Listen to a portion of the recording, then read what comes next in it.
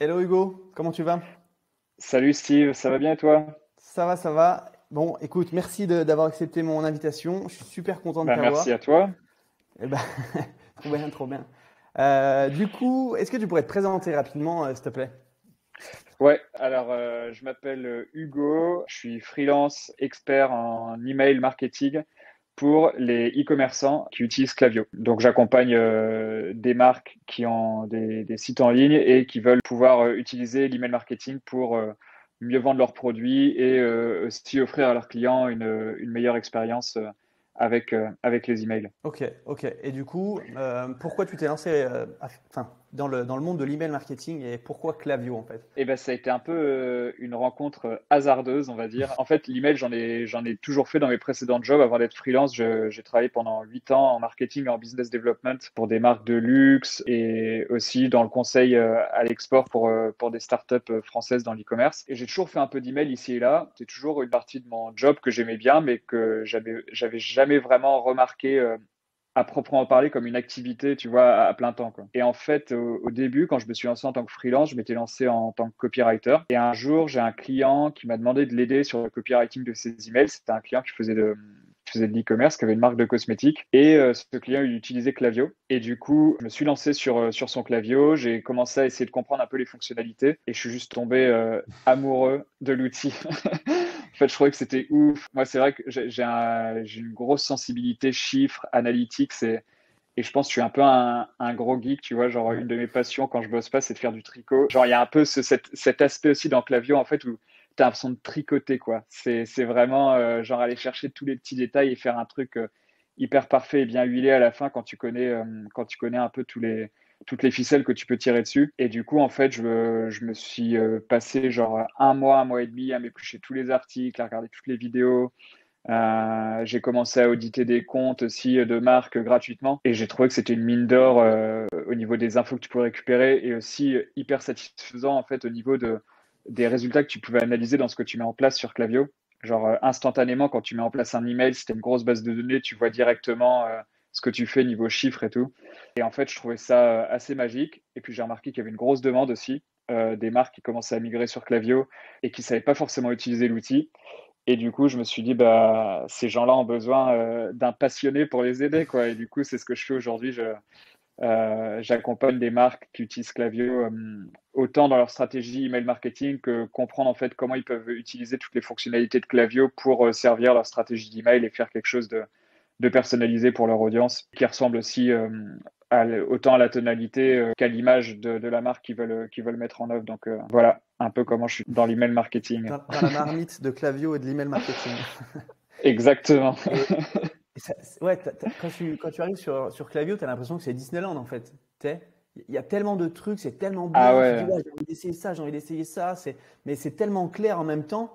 Quand tu compares ça à un Mailchimp, bon, j'ai rien contre Mailchimp, mais tu compares ça à Mailchimp ou à un autre, logiciel, tu te dis, waouh, c'est le jour et la nuit, quoi. Ouais, c'est vrai que c'est hyper facile d'utilisation. Après, j'ai pas mal quand même de retours de clients qui disent que faut quand même un peu de temps pour le prendre en main, quoi. Ouais, C'est quand même une grosse machine, donc du coup, c'est vrai que si tu veux pouvoir bien comprendre l'outil, faut passer un peu de temps dessus parce qu'il y a tout, tout est pas forcément non plus hyper instinctif. Mais c'est vrai que je trouve que niveau UX, tu as raison à comparer aux autres, c'est quand même celui qui est le mieux fait, en tout cas, moi, je trouve aujourd'hui sur le marché, quoi. ouais, non, je suis d'accord avec toi, je suis d'accord avec toi. Et du coup, tu parlais des fonctionnalités. C'est quoi pour toi les principales fonctionnalités de l'outil et comment tu peux capitaliser sur tout ça pour justement augmenter tes ventes, augmenter ta rétention, un petit peu ce pourquoi les e-commerçants, enfin ce qu'ont besoin les e-commerçants finalement. Comment tu nommerais ces fonctionnalités? Bah, en fait, je trouve que là où Klaviyo se démarque vraiment des autres plateformes d'email marketing, c'est qu'ils ont une intégration qui est hyper bien faite avec les e-shops. Donc, ils réussissent à aller récupérer de l'information sur les plateformes e-commerce qu'on peut vraiment hyper bien utiliser ensuite pour pouvoir envoyer des emails marketing pertinents et du coup dérouler une stratégie de segmentation qui est intéressante en email marketing.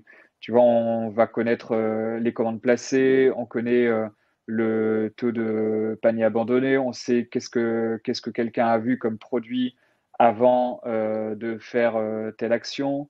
Il y a des outils aussi de prédiction de lifetime value. Donc, on peut aller segmenter les gens aussi selon la lifetime value anticipée. Tu peux expliquer vite fait ce Ouais, que c'est, la pardon. lifetime value et tout ça? La lifetime value, en fait, alors ce qu'on appelle sur Klaviyo, du coup, la customer lifetime value, c'est le montant qui va être dépensé par un client dans le temps de vie qu'il va partager avec ta marque. Donc, c'est du premier achat au dernier achat, la somme de tous les achats qu'il va réaliser auprès de ta marque. Donc, là-dedans, tu as la historic lifetime value, qui est les achats passés, et la predicted lifetime value, qui sont les achats futurs. Et ça, Klaviyo a un algorithme qui est hyper bien fait, qui calcule en fait la customer lifetime value de tes contacts, de ceux qui ont déjà acheté chez toi, et qui te donne en fait des estimations de ce que quelqu'un va dépenser dans le futur. Et bien sûr, te disent ce que la personne a dépensé dans le passé. Donc ça, c'est des outils hyper intéressants qu'on peut utiliser pour aller mener des actions marketing spécifiques auprès de la base de données. Et Klaviyo, en fait, ce qui est génial pour les marques, et c'est aujourd'hui ce que je trouve assez dommage parce que c'est sous-utilisé, c'est qu'il y a un pouvoir de segmentation qui est incroyable. C'est vraiment, si tu as du temps à dédier à tes stratégies de campagne, tes stratégies d'automation, tu peux vraiment faire quelque chose d'hyper fin, d'hyper personnalisé. Et pour moi, le futur de l'email marketing, il est là-dedans. Et être en mesure d'offrir quelque chose de personnalisé à tes clients pour qu'ils te disent plus et pour qu'ils puissent aussi sentir en fait que ta marque, elle se soucie de ce qu'ils aiment. Parce qu'il n'y a rien de tel en fait que de recevoir des emails qui te parlent en fait et tu te dis waouh, c'est incroyable. Il a été fait Je... pour moi. Il a été fait pour moi, ouais. Et ça, sur Klaviyo, en fait, avec les outils de segmentation, tu peux vraiment faire ça. Donc, c'est magique. Et puis, pour les marques, c'est super pour leur délivrabilité. C'est aussi bon pour l'environnement parce que du coup, ça évite d'envoyer les mêmes messages à tout le monde C'est et vrai. de gâcher des emails pour rien. Enfin bref, c'est tout bénef pour tout le monde, quoi. Ok, donc ouais, donc tu disais l'intégration est super avec Shopify, avec tous les e-shops comme ça te permet de traquer un peu ce qui se passe. À partir du moment où la personne a laissé son adresse email, tu peux savoir ce qu'elle a fait, si elle est revenue sur le site, tu peux savoir si elle a regardé une page d'un tel produit, si elle a abandonné son panier, tu peux la relancer en fonction de tout ça en fait. Donc c'est vrai que c'est juste énorme. Ouais, ouais, ouais, c'est un tableau de bord au niveau de la data qui est incroyable. Ça va au-delà de l'email, tu vois. Je me demande un moment dans quelle mesure Klaviyo, ils vont pas à un moment, tu vois, sortir des outils d'analyse tellement poussés que ce sera pas juste de l'email marketing, mais carrément une plateforme pour monitorer pas mal de data comportementale sur les clients et mener des actions en marketing au-delà de juste l'email. Bon, d'ailleurs, ils font le SMS aussi, même si c'est pas dispo en Europe encore. Enfin, pas à ma connaissance, en tout cas. En tout cas, c'est quelque chose qui peut être fait aussi. Donc, j'imagine qu'ils sortiront d'autres outils dans le futur. En tout cas, c'est comme ça que je le ressens, moi, avec la puissance de la machine, quoi. Mais ouais, c'est super intéressant. Enfin, c'est un logiciel qui est, de mon point de vue, hein, pas encore assez utilisé en France. Il n'y a pas beaucoup d'e-commerçants qui s'en servent parce que c'est nouveau, parce que c'est en anglais, en fait, tout simplement aussi. Il y a peut-être des boutiques qui ne veulent pas se lancer là-dessus parce que voilà, c'est écrit en anglais, toutes les ressources sont en anglais, autant les articles que les vidéos, que la certification est en anglais. Il y a pas mal de barrières, je pense. Et Hmm. c'est quoi, toi, ton avis là-dessus? Pourquoi tu penses que les marques ne s'y mettent pas? Est-ce que tu as déjà discuté avec des personnes qui n'y étaient pas et qui t'ont dit non, on ne veut pas s'y mettre parce que telle ou telle raison? Le seul frein, je dirais, c'est le prix. Ok. Parce que, en fait, généralement, les marques avec lesquelles je discute, elles sont quand même à 80, allez, ouais, 95%, elles sont déjà toutes sur Klaviyo. Parce que, en fait, comme je me positionne aussi comme expert de Klaviyo, en fait, les marques, elles viennent me chercher soit quand elles veulent migrer dessus, qu'elles sont en cours ou elles sont déjà dessus depuis plusieurs années, elles veulent l'utiliser. Et j'ai l'impression quand même qu'en ce moment, ils sont en train quand même de bien rafler le marché Klaviyo. À ce niveau-là, ils sont en train de convertir de plus en plus d'e-commerçants et c'est quand quelqu'un se pose la question qu'est-ce qu'on veut comme bon outil d'email marketing, c'est Klaviyo qui arrive généralement en tête de liste. Après, c'est vrai que le problème pour beaucoup de marques, c'est que c'est un outil qui est cher. Et en fait, c'est vrai que si tu l'exploites pas, je pense que c'est clair que c'est de l'argent perdu par rapport au fait d'utiliser un autre logiciel d'email marketing avec beaucoup moins de fonctionnalités. Parce que si c'est pour envoyer une campagne à toute ta base toutes les semaines et avoir trois automations, Klaviyo sera peut-être un peu plus facile d'utilisation, mais fera pas une différence, on va dire, au niveau de l'exécution. Donc, ça te permettra juste peut-être de pouvoir mieux analyser tes résultats parce que c'est vrai qu'il y a un tableau Ouais. de bord qui est hyper bien fait, tu vois les pourcentages et tout. Par contre, quand tu commences à t'intéresser à la segmentation et à segmenter acheteur versus non-acheteur en fonction du produit vu, de la catégorie qui a déjà été acheté dans le passé, bah là c'est trop bien, c'est un boulevard c'est le parc d'attractions quoi. Ouais. Et c'est vrai que moi les clients qui bossent avec moi, bah, ils font appel à moi parce que justement ils veulent pas passer à côté de ces fonctionnalités de Klaviyo. Et j'avais un client la dernière fois qui me disait ça sert à rien d'acheter une Ferrari, c'est pour rouler en ville avec, quoi. Et du coup, Ouais.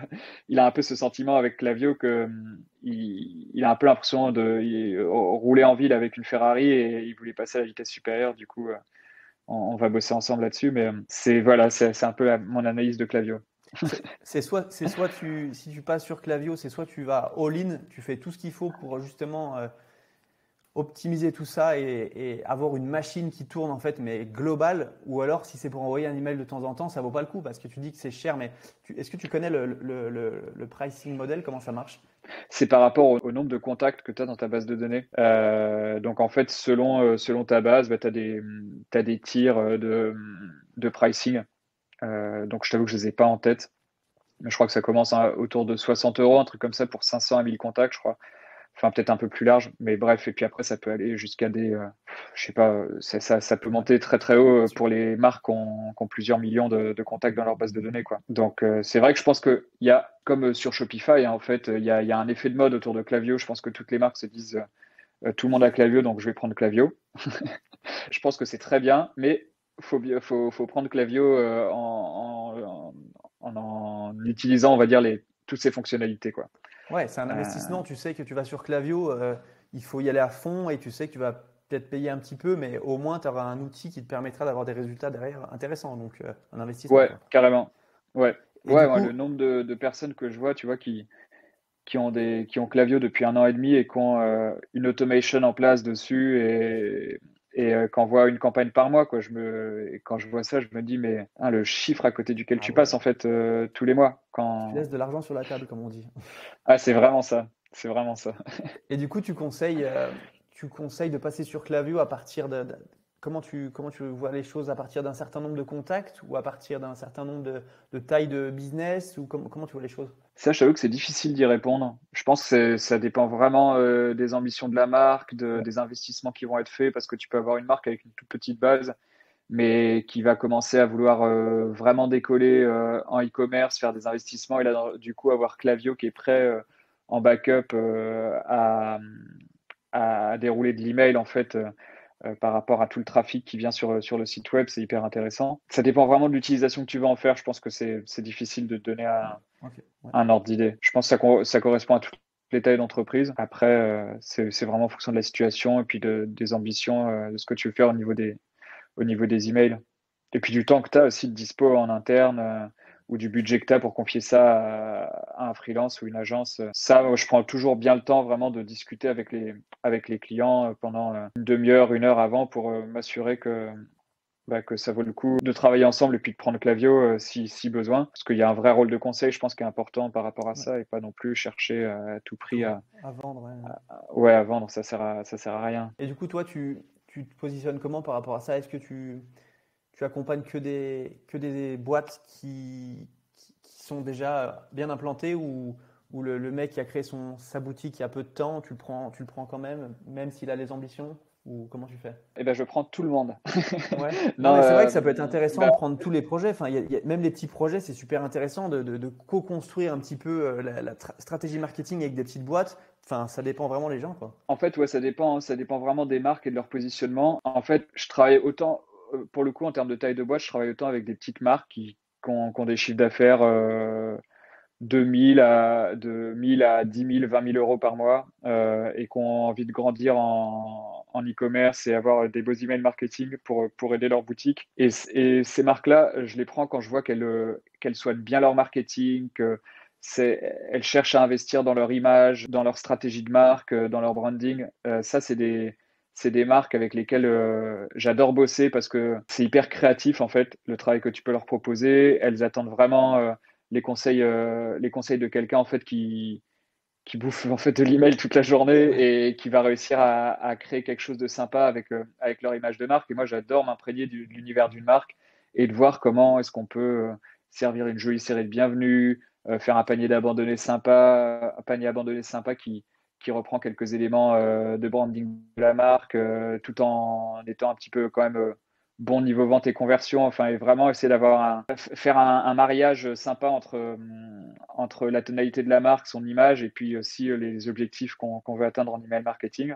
Donc ça, j'adore ces projets-là, et c'est généralement ce sur lequel je m'éclate le plus parce que c'est trop bien aussi de voir les yeux qui brillent des fondateurs ou des responsables marketing avec qui on travaille sur les emails. Quand les emails ils sortent, on est là genre oh, waouh, ils sont trop beaux et tout, c'est trop cool, on est trop content. Et après, je travaille avec des beaucoup plus grosses marques qui là font entre généralement 100 000 et 1 million, 1,5 million de CA par mois. Et ça, c'est des marques sur qui je fais de l'audit de compte Klaviyo, où là, moi, je passe plusieurs journées en fait dans les chiffres de leur Klaviyo et je fais vraiment un audit autant stratégique que de contenu des emails. Et je leur dis en gros tout ce qui va pas, tout ce qu'il faut changer pour pouvoir être beaucoup plus performant en email marketing. Et là, en fait, aider aussi les équipes un peu à monter en compétence autant sur l'outil Klaviyo que sur les bons réflexes à avoir en email marketing pour pouvoir servir du contenu de qualité à leurs clients et aussi augmenter leur performance au niveau de l'email. Donc tu dis que ouais, ces boîtes-là, les grosses boîtes, elles ont déjà du monde en interne qui s'occupe d'envoyer les emails, de les écrire, de les designer et tout ça. Et toi, tu es juste t'es un consultant finalement. Ouais, exactement. Ouais. Et ça, c'est hyper intéressant, ces missions-là aussi, parce qu'en fait, ça, c'est des missions où j'apprends comme un fou, quoi. Parce que tu passes tes journées dans les chiffres, à regarder ce qui marche pas, à voir ce que les marques ont mis en place aussi, parce que c'est des vrais laboratoires d'idées et de contenu, en fait. Donc, c'est génial de voir ce que d'autres personnes ont créé, des stratégies. Souvent, vachement de choses de mes clients. Quand je vois des choses qui marchent bien, je me dis, ah, c'est génial, ça. Tu vois, je me le garde dans un coin de ma tête et je me dis que ça peut être des idées à appliquer dans d'autres circonstances, dans d'autres domaines et tout. Et c'est génial en fait pour aussi derrière pouvoir créer des recos hyper pertinentes. Et là, je vois qu'il y a une vraie bibliothèque de connaissances, tu vois, qui est hyper intéressante quand tu fais ça. Enfin, j'aime bien prendre l'analogie tu lèves le capot en fait, tu vois, et tu vois le Ouais, moteur et tu mets les mains dedans et tu dis ah ouais putain ça va pas, ça va pas, qu'est-ce qu'on pourrait faire de mieux pour améliorer ça, améliorer ça. Et ouais, toi, t'as les mains dans le cambouis, si je peux dire, toute la journée, et c'est excellent en fait, parce que il y a pas une autre, enfin, il y a pas une meilleure personne que toi, plus compétente, à moins qu'il y ait un autre consultant, pas très loin, mais en gros, sur le marché, il y en a pas beaucoup, je pense en plus. bah, qui passe toute la journée dans les emails comme ça, non, je pense pas. Et Plus faut aimer ça pour le faire, quoi. ouais, et puis comme tu dis, toi, tu aimes tout ce qui est data et tout, enfin, vraiment essayer de chercher la petite bête, tout ça, la patience. Si toi, tu as ça, c'est incroyable. Moi, je sais, perso, j'ai pas cette patience. Je préfère faire des emails, créer des stratégies plutôt que d'être là-dedans. Donc, c'est intéressant. C'est Ouais, moi intéressant. je t'avoue, je capitalise là-dessus parce que j'adore le faire. Bah voilà, J'en exactement. prends Tu veux pas faire plus ce de qu'on deux aime. par mois parce que ça me fatigue aussi. Ouais, ok. C'est des journées genre vraiment à la fin de la journée, j'ai la tête genre bien enflée parce que il y a des moments, c'est vraiment du travail de fourmi. Ouais, Mais ouais. c'est vraiment comme je te disais tout à l'heure, ce truc-là, c'est comme du tricot, quoi. Tu t'es concentré pendant des heures et des heures.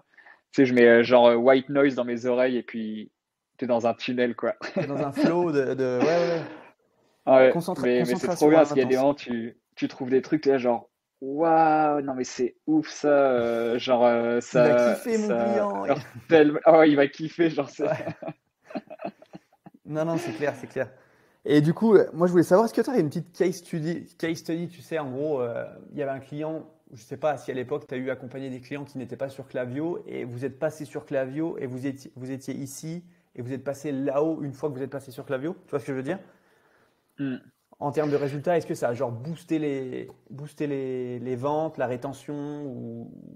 Bah, j'ai pas de case study avant après Klaviyo, mais j'ai des case study avant après mon audit Ok, vas-y, envoie. de Klaviyo où en gros, bah, en fait, une fois que je donnais aux clients les conseils de ce qu'il fallait mettre en place pour utiliser en fait Klaviyo pour booster leurs emails et puis aussi compléter leur stratégie d'email avec ce qui manquait. Tu vois, c'est un client qui était à 25% de son CA qui était généré par l'email marketing, Ok. bon, ce qui était déjà bien. Et là, on a fait un débrief d'audit, tu vois, 8 mois après les mises en place, et ils sont passés à, je crois que c'était 36%, donc ils ont gagné 10 points en fait. Et avant, en fait, ils avaient genre 20% de leur CA qui était généré par les flows, 80%, enfin 20% du CA attribué à l'email marketing était généré par les flows et 80% par les campagnes.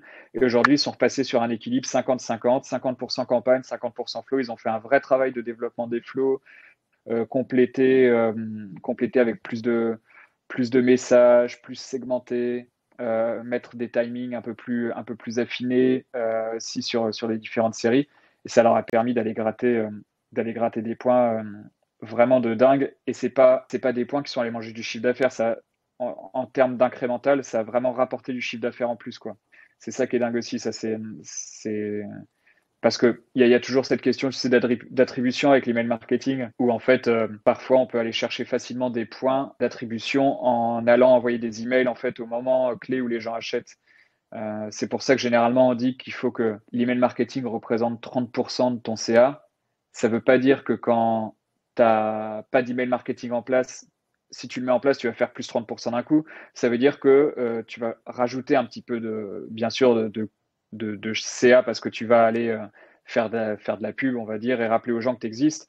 Mais tu vas aussi, par exemple, un panier abandonné, bah, si tu l'envoies 2 heures après que quelqu'un a abandonné son panier, tu vas attribuer du coup la récupération de panier à l'email de panier abandonné, mais c'est possible que quelqu'un ait décidé juste d'acheter, aurait dans tous les cas acheté 3 heures plus tard, tu vois, ou le Bien sûr. lendemain. Mais là, dans le cas de ce client-là, ce qui était hyper intéressant, c'est que ça a vraiment apporté aussi des ventes en plus. Donc, bien sûr, ils avaient aussi une stratégie de développement de leur boutique en ligne. Donc, ils avaient du budget aussi pour faire plus de trafic sur leur site, Ouais. plus de pubs Instagram et Facebook. Donc, c'est pas, tout revient pas à l'email marketing, mais en tout cas, ça montre, tu vois, que quand ça s'inscrit dans une logique d'effort globale, et ça, je pense que c'est toujours important, jamais d'isoler l'email marketing tout seul, mais de l'inscrire dans une stratégie globale, et ben ça paye. Et c'était genre quand je leur ai fait cet audit là de 8 mois après la mise en place, on était tellement contents, on était là, genre waouh, non mais c'est trop cool, genre vous avez fait du bon boulot et tout pour la mise en place des recos, et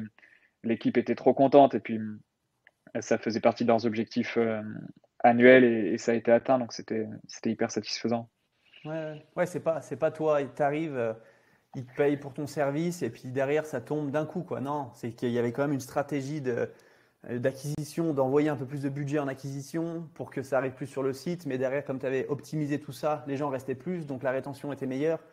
Donc, ouais, il faut tout regarder. On dit que tu peux générer entre 20 et 40% de ton chiffre d'affaires, ça veut tout et rien dire finalement.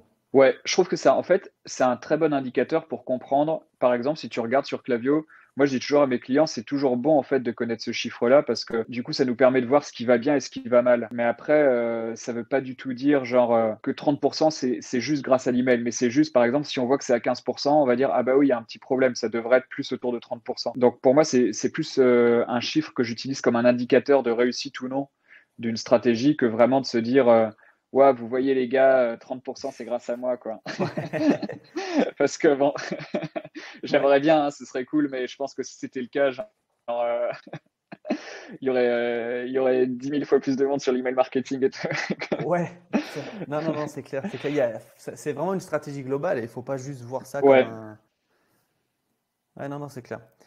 Ok, est-ce que tu peux vite fait me parler un peu de la data? Moi, j'aime bien, enfin, j'aime bien t'entendre parler de data, de qu'est-ce que tu peux voir sur Klaviyo par rapport à tes emails, comment tu peux capitaliser sur tout ça pour justement faire mieux la prochaine, enfin, la semaine ou le mois d'après par rapport à ton dashboard Klaviyo. hmm, Qu'est-ce que tu c'est une vois déjà très sur ce bonne dashboard? question. Tu vois tu vois ce qu'un email a généré déjà? Qu'est-ce que tu vois d'autre? Ouais, alors sur ton dashboard, tu vois déjà la première info que tu vois, c'est quel est le pourcentage du CA de ta boutique en ligne qui est attribué à tes emails. Donc ça, moi, c'est le premier indicateur que je regarde systématiquement. Ouais. Si on est autour de 20%, 30, 40, parfois 50, ça arrive. Ensuite, je regarde quel est le pourcentage attribué à mes flows. Ensuite, je regarde quel est le pourcentage attribué à mes campagnes. Et ensuite, en dessous de ça, tu as le détail des flows, les uns après les autres, par ordre hiérarchique, en fait, du flow qui te rapporte le plus au flow Ok. qui te rapporte le moins. Donc, ça te permet de voir, en fait, les flows qui génèrent le plus de revenus. Et en dessous, tu as l'historique de tes campagnes. Donc là, elles ne sont pas classées, mais elles sont classées par ordre d'ancienneté, en fait, de la plus Ok. récente à la plus ancienne. Et tu vois là, pareil, quel a été le revenu généré par chaque campagne. Et aussi, moi, un indicateur que j'aime beaucoup regarder, c'est le revenu par destinataire. Parce que c'est le revenu par destinataire, c'est vraiment un bon indicateur de la pertinence de la cible à qui tu as envoyé l'email. Parce que tu peux avoir des campagnes qui font je sais pas, 5 000 euros de chiffre d'affaires. Mais si elle a été envoyée à 100 000 personnes, pour moi, elle est beaucoup moins performante qu'une campagne qui a été envoyée à 200 personnes et qui a fait 3 000 euros de chiffre d'affaires, par exemple. Bien sûr. Et du coup, c'est un très bon outil pour comprendre un peu comment tu optimises tes messages parce que c'est aussi un bon indicateur pour chouchouter ta délivrabilité, quoi. Donc ça, c'est le tableau de bord. Et ensuite, bah, tu as deux choses. Tu as aller voir dans tes flows, flow par flow, ce qui fonctionne bien. Mettre en place des A/B tests pour voir à l'aide des A/B tests, en fait, comment est-ce que tu peux optimiser tes taux d'ouverture, tes taux de clic, tes taux de commande aussi. Donc ça, il faut bien les faire, genre un test, un paramètre, et pas se dire, tiens, je vais tester un message complètement différent de A à Z, Ouais. parce que sinon, tu vas jamais pouvoir voir ce qui a fait la Ouais. différence. Ouais. Et puis ensuite, en fait, tous les mois, tous les 2 mois, en fonction en fait du volume aussi de messages que tu envoies, bah, tu vas regarder un peu ces résultats et puis les optimiser. En fait, les tests, c'est vraiment quelque chose de continu que tu optimises au fil du temps. Et je trouve que c'est toujours intéressant de mettre ça en place pour déjà apprendre comment ta cible, elle réagit à tes emails, parce que d'une cible à l'autre, ça va vraiment changer. Tu dois bien connaître ça en tant que copywriter. Tu vois que c'est important Ouais. aussi de connaître sa cible Bien sûr. et comment elle se comporte. T'en as, ça va être un panier abandonné qui se déclenche à 4 heures qui va marcher. T'en as d'autres, ça va être un panier abandonné qui se déclenche à 1 heure. D'autres, c'est 6. Enfin bref, c'est hyper important, je trouve, de connaître en fait les personnes que tu as en face, parce que là, tu es vraiment sur un laboratoire à ciel ouvert, quoi. Donc tu peux tester des choses sur tes cibles et vraiment affiner pour que ça corresponde au mieux à l'expérience que eux vivent en fait sur Klaviyo. Moi, c'est ça. C'est que ça te permet d'avoir vraiment, de comprendre tout ce qui se passe via de l'analytics, en fait. Et ensuite, Ouais, par rapport à ces résultats-là, d'affiner derrière, de tweaker, de faire un peu différent pour justement que le message soit encore plus pertinent au meilleur moment. Et en fait, finalement, ouais. derrière, tu optimises comme ça, quoi. Et donc, c'est vraiment, Mm. Klaviyo, c'est vraiment ouais, le top pour l'analytics, quoi. Franchement, c'est un vrai kiff, quoi. C'est un vrai kiff, ouais. Ok, ok. Écoute, on arrive sur la fin. J'ai deux petites questions. Si tu devais donner un conseil à ton toi d'il y a 2 3 ans, qu'est-ce que tu lui dirais? Mm. Je dis 2 3 ans parce que quand on dit 10 ans, il y a 5 ans ou en arrière, ça fait peut-être un peu beaucoup et tu te rends pas vraiment compte. Et je sais que ça fait C'est combien de temps que tu fais ça? 2 ans? Ça fait un peu plus d'1 an, donc c'est tout Ah, ok, frais je hein, ferais plus. Ok, encore. je ferais plus. Ouais, Ben, même, qu'est-ce que tu donnerais à ton. Quel conseil tu donnerais à ton toi d'il y a 2 ans? de plus tester. Genre, je C'est trouve que ça. parfois on teste pas assez ce qu'on fait et du coup on apprend peu. En fait, on met des choses en place et on les laisse se dérouler. Et je trouve que quand on teste, c'est vraiment là qu'on apprend. En fait, je te dis ça parce qu'il y a 2 3 ans, je faisais beaucoup d'email marketing je fais ça, tu vois, en freelance depuis plus d'1 an, mais avant, je faisais ça sur d'autres Ouais. types de clients et puis pour des boîtes. Et en fait, je me contentais souvent d'envoyer juste un message et de regarder comment il marchait, mais je faisais peu de tests. Et du coup, je pense que j'apprenais beaucoup moins de choses sur mes cibles. Alors qu'aujourd'hui, là, en menant des tests, je trouve que c'est fou ce que tu apprends. Tu as vraiment l'impression de t'enrichir, quoi, et de pouvoir délivrer des choses de bien meilleure qualité. Donc, Ok. Tester, apprendre, recommencer. ça, c'est vrai dans tout, hein, dans la vie, dans Ouais, les emails. ouais, ouais, non, c'est Il faut clair. essayer, quoi, et pas avoir peur de tester des nouvelles choses. Ça, c'est trop cool. Non, non, c'est clair, c'est clair. Ok, et du coup, où est-ce que tu te vois dans 2 3 ans? Oh, Pas forcément. franchement, Je sais que tu es toujours à droite à gauche dans le monde, mais je te dis par rapport à ton activité, où c'est que tu te vois, où c'est que tu la vois, où c'est que tu aimerais la voir à la limite. franchement, alors tu poses vraiment la question à quelqu'un qui change. Ah ouais. En fait, dans les 10 dernières années, j'ai vraiment, je pense, j'ai changé d'environnement et de boîte tous les ans et demi. Là, je me dis, c'était un peu l'objectif en me mettant à mon compte de me dire, bon, enfin, je vais plus avoir à démissionner, je vais vraiment pouvoir capitaliser sur une activité, tu vois, C'était que propre. j'adore. Ouais. Et c'est ce qui se passe avec l'email marketing, c'est ça qui est trop bien. Non, ce que j'espère dans 2 ans, du coup, c'est peut-être en fait avoir acquis une notoriété suffisamment importante pour pouvoir transmettre en fait tout ce que j'aurais appris sur l'email marketing, soit à des personnes qui font ce métier-là, soit à des boîtes qui veulent apprendre. Et en fait, quelque chose que j'adore vraiment dans mon métier, c'est transmettre. Je trouve que apprendre aux gens, faire du coaching, les voir contents, tu vois, de maîtriser et tout. Mais ça, enfin, c'est pour ça que je me lève le matin, quoi. C'est vraiment, j'adore. Là, par exemple, en ce moment, je suis à Paris, je fais pas mal ça avec quelques clients où je vais chez eux et puis on passe 2, 3 heures ensemble. Je leur apprends comment construire des séries, comment faut comprendre la logique. Et c'est trop bien, en fait, de voir qu'à la fin, ils sont là, genre, ah, maintenant, je vais savoir faire moi-même. Et ça, je trouve ça ouf. Donc, j'espère pouvoir capitaliser là-dessus. J'aime vraiment cet aspect. Ouais, une sorte de pédagogie, tu adores transmettre et tu vois, tu aimerais faire ça avec plus de personnes à plus grande échelle et continuer de grandir. Et toi aussi, finalement, continuer toi-même de grandir pour derrière aider les autres à atteindre leur Ouais. but, quoi. Ouais, parce que tu apprends vachement des autres aussi. Ouais. Il y a plein de personnes dans ces moments-là qui m'apprennent aussi, tu vois, des choses, leurs techniques, et puis c'est hyper intéressant. On apprend les uns des autres. C'est ça qui est trop bien. C'est clair. Non, je suis d'accord avec toi. Et du coup, dernière pour la route, où est-ce Allez, qu'on où est-ce, où est-ce qu'on peut te retrouver si on a besoin d'un audit ou si on a besoin d'augmenter nos ventes ou tout ça? et bah du coup, alors il y a mon site web hugonicole.com, sur lequel je poste quelques articles, et il y a aussi le lien pour s'abonner à ma newsletter que j'envoie une fois par mois, Je et mettrai en sur lien, l'email ouais. marketing pour les e-commerce. Donc ça, je sais que c'est une ressource que mes clients et d'autres personnes adorent lire. Je suis content parce que depuis que je l'ai lancé, ça fait 8 mois, j'ai eu zéro désabonnés, donc c'est un bon Ah signe. ouais, cool. Ouais, et puis elle est bien ouverte, genre j'ai toute ouverture à 70% dessus, donc ça c'est cool Excellent. aussi. Du coup, par email, hugo@hugonicole.com, ça, je réponds à tous les messages. Puis il y a toujours moyen de prendre un petit rendez-vous dans mon Calendly pour faire un petit audit de 30 minutes, et voir ce qu'on pourrait faire ensemble. Ok, ou même sur LinkedIn ou ouais, tu as Ouais, sur l'occasion de LinkedIn te aussi. présenter partout, quoi. Ouais, ouais. Ouais. Ok, eh ben écoute, merci beaucoup en tout cas, c'était top et Ben, merci à toi, Steve. j'hésiterai pas à te réinviter pour un deuxième épisode parce que j'ai encore plein de questions.